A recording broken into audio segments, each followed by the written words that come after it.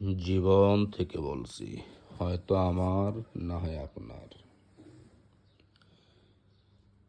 পরিচিত মানুষ যারা আছে তাদের সবার কাছে আমি কেমন মানুষ সেটা জানার ইচ্ছে আমার কখনো হয়নি।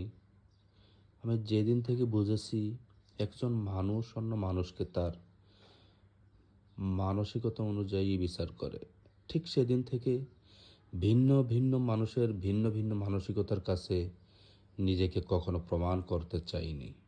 কারণ যার মানসিকতা যেমন, তিনি তো তার মন মানসিকতা দিয়েই অন্যদেরকে বিচার করবেন। এটাই চরম বাস্তবতা। আমি দোষ না করলেও যারা আমায় বারবার দোষী বানিয়ে আমার পিছনে হাজারটা মন্দ কথা বলেছে, আমি তাদের নিয়েও কখনো মাথা ঘামানোর প্রয়োজন মনে করিনি। আবার সেই মানুষগুলোই যখন আমার সামনে এসে প্রশংসা করেছে, আমি তাদের করা প্রশংসা হাসি মুখে গ্রহণ করেছি, কিন্তু কখনো বুঝতে দেইনি যে তারা আমায় আড়ালে আঘাত করেছে। কারো কাছে আমি হতেই পারি মন্দ কিংবা ভালো, তবে আমি নিজের কাছে কেমন সেটা জানাটাই মুখ্য বিষয়। আমার দ্বারা কি কারো কোনো ক্ষতি হয়েছে? আমি কি কাউকে ঠকিয়েছি? কিংবা আমার আচরণে কারো চোখ বেয়ে অশ্রু গড়িয়ে পড়েছে কিনা? হ্যাঁ, প্রতিনিয়ত এসব প্রশ্ন আমি নিজেকে করেছি, কারণ আমার সব সময় মনে হয় আমি মানুষ হিসেবে কেমন সেটার বিচার আমারই করা উচিত।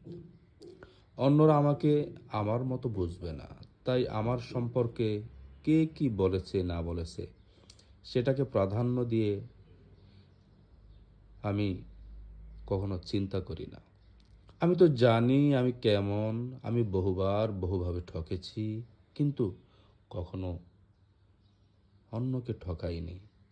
আমার প্রাপ্তি এখানেই। আমার কোনো বিষয় নিয়ে অনুশোচনা করার প্রয়োজন নেই, নেই অনুতপ্ত হবার কোনো কারণ।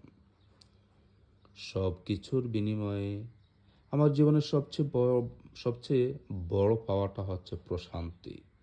রোজ ঘুম ভাঙে এক বুক প্রশান্তি নিয়ে। আলহামদুলিল্লাহ। জীবনের সব কিছু পেতেই হবে বিষয়টা কিন্তু আসলে এমন নয়।